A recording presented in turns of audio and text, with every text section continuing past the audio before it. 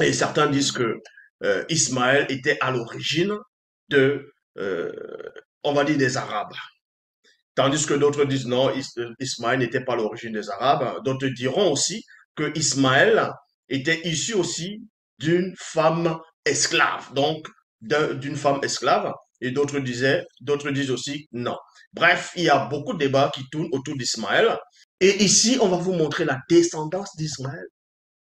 La descendance d'Ismaël, on va vous montrer la descendance d'Ismaël. Où est-ce qu'ils ont vécu? Où est-ce qu'ils sont? Ça n'a rien à voir avec ce qu'ils essaient de faire croire aux gens que la descendance d'Ismaël a donné naissance à une autre tribu. C'est faux. Senga, son vrai nom c'est Senga, Ismaël. On doit d'abord voir ses origines, la source du peuple d'où il est issu. Vous comprenez que Ismaël lui-même qui va arriver, ça va être un noir. Parce que dans le fantasme des gens, ils vont vous faire croire que Ismaël, c'était un métis. Parce que pour eux, Abraham était blanc. Donc, il a eu un enfant avec une Égyptienne, donc une noire, et ça a donné la naissance à Ismaël le métis. Ça, c'est faux. Abraham était noir, Agar était noir, et Ismaël était noir. Voilà, sa mère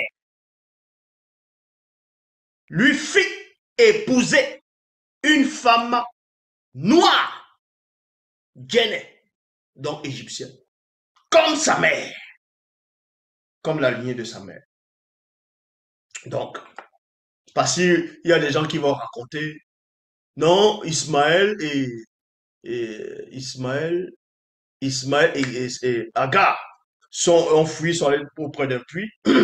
Et là-bas, il y a une autre tribune qui est venue avec eux. La tribu a dit, bon, vous avez un puits, nous n'avons pas de puits, tout ça là. Est-ce qu'on peut puiser de votre puits? Est-ce qu'on peut rester avec vous? Et l'accord, c'était quoi?